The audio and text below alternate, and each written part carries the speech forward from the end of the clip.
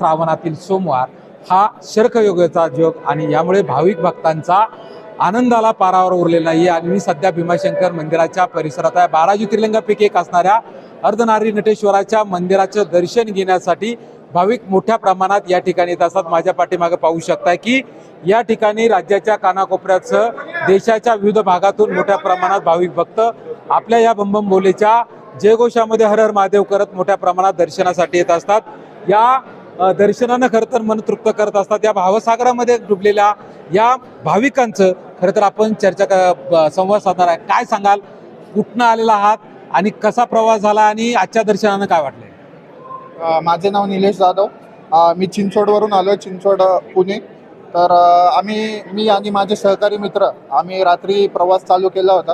पावसाने थोडीफार मध्ये सर दिली, पण आम्ही जसं तसं इथपर्यंत पोहोचलो।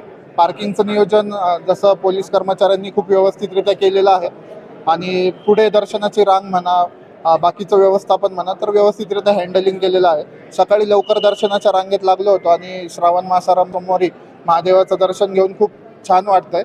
वातावरण एकदम भक्तिमय झालेलं आहे आणि माझी अशी सगळ्यांना इच्छा आहे की सर्व भाविकांनी व्यवस्थितरित्या इथं येऊन व्यवस्थितरित्या महादेवाचं दर्शन घ्यायचं आहे आणि महादेव आपल्याला नक्कीच आशीर्वाद देतील ही माझी महादेवाचरणी प्रार्थना।